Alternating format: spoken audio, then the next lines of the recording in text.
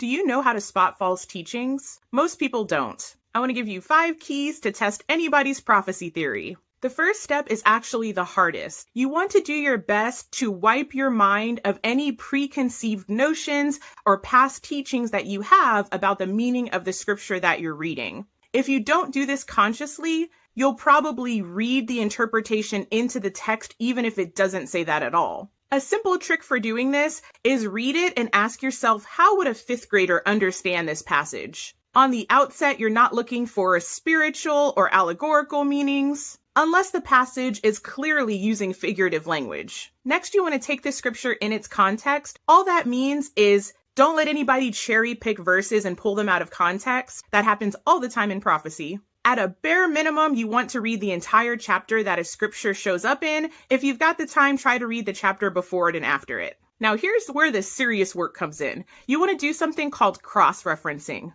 With the internet, it's a piece of cake. Let's say you're researching the Abomination of Desolation. You could literally type that into Google, Abomination of Desolation scriptures, and at least 8 will pop up. This should include direct references as well as other passages that are believed to be connected with the topic. You would be shocked how much extra information you'll get by doing this. The Bible is so much like a puzzle. A lot of times, little details and pictures will be scattered everywhere, and you need to gather all the pieces and put them together to get the big picture. At this point, it starts to become clear if a teaching doesn't hold up. Let's say somebody told you that Martha Stewart is the Antichrist. Well, by looking at all the passages about the Antichrist, you would find out that he's a man. So sorry, Martha, it's not you. If somebody says that something is the mark of the beast just because it's required to buy or sell, but the thing doesn't match any of the other scriptures, well, then you know that that thing is not the mark of the beast. Now, one of the trickiest things in prophecy is sometimes there's something called a near-far application. Let's take the Abomination of Desolation, for example. So far in history, there's already been 2 things that look like partial fulfillments, yet Jesus said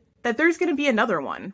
A lot of people get stuck here because sometimes the event is so close, but just like in our Mark of the Beast example, whatever theory you're testing has to meet all of the specifications for it to be a prophetic fulfillment. Think about Jesus the Messiah. He met all the prophetic qualifications to be the Messiah. If he was missing even one out of the hundreds, then he wouldn't be it. So just because something is similar doesn't mean it's the same. In prophecy, we see a ton of foreshadowing. So if something pops up and it looks like a fulfillment, but it doesn't meet all the specifications, there's a real possibility that it has a near-far application.